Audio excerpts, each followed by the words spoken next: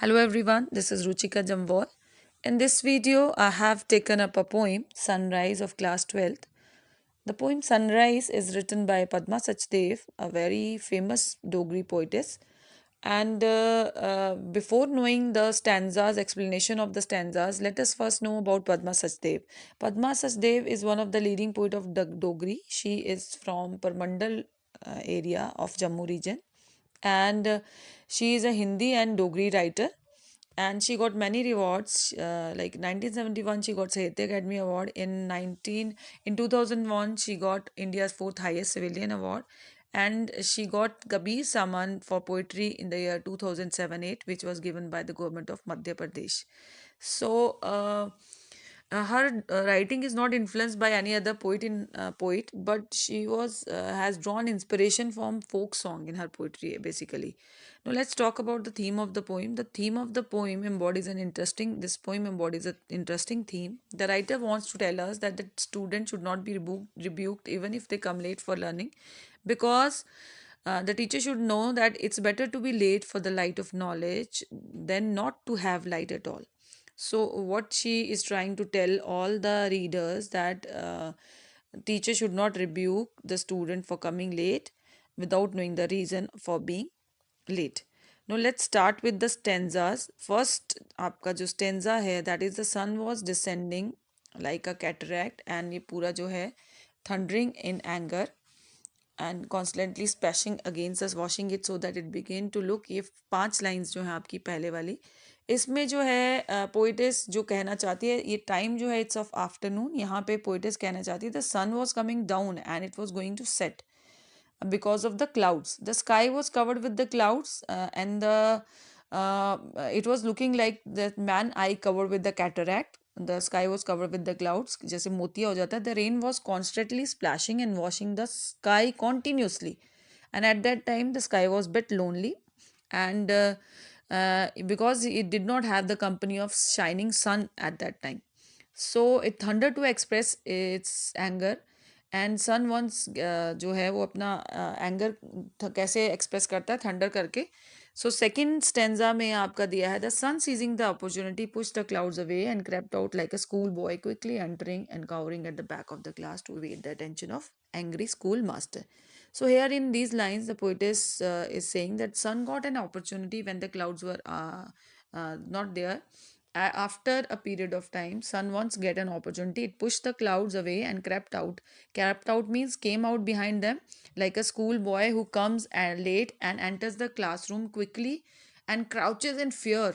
But at the back of the classroom वो क्या करता है, avoid the angry करने के लिए attention of the angry master, वो क्या करता है, to avoid the angry state of the class teacher, वो क्या करता है, पीछे बैठ जाता है. तो सन जो है एक अपॉर्चुनिटी उसको मिलती है, तो वो अटेंशन बाहर आता है और अपना जो है पूरी तरह से बाहर आके इस तरह से डरता है जैसे वो स्कूल बॉय होता है और जो स्कूल में लेट पहुंचता है और टीचर से डरता है, वैसे ही वो सोचता है कि मैं लेट हो गया और वो डर के मारे पीछे बैठ जाता है, वैसे ही ये उस तरह से करता है.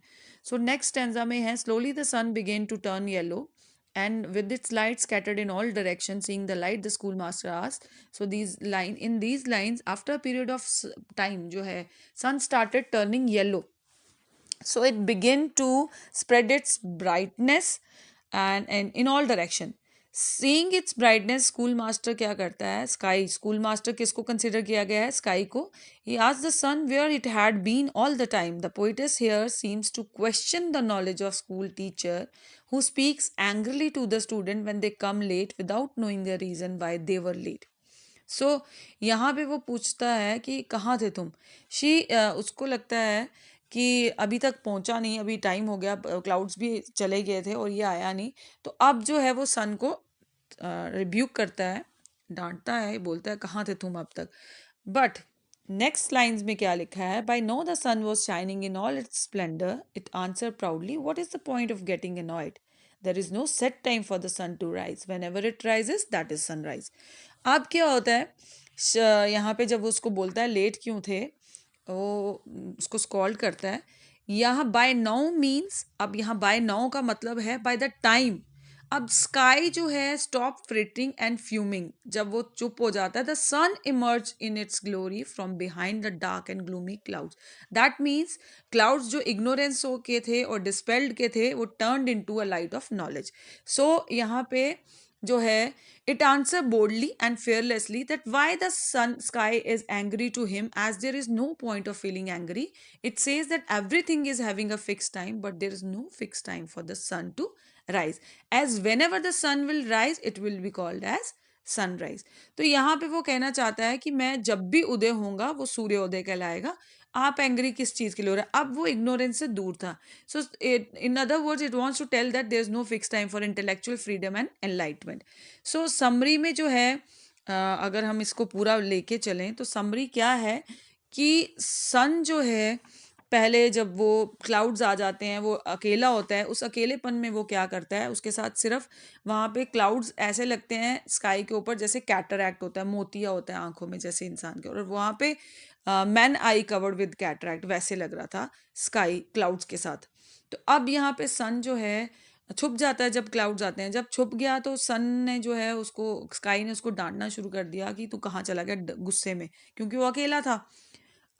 उसके बाद जब सन थोड़ा थोड़ा येलो मतलब अपनी ब्राइटनेस में आने लगा, तो उसके बाद क्या हुआ, जब वो पूरा स्कैटर होने लगा, उसने देखा कि जैसे स्काई से डर के वो चुपचाप से बाहर आया, और उसने जो है जैसे बच्चा एक डर के मारे पीछे बैठ जाता है, वैसे ही वो पीछे बैठ मतलब चुपचाप निकल गया ताकि स्काई को पता नहीं चले। तब तो उसकी रोशनी धीमी कम थी।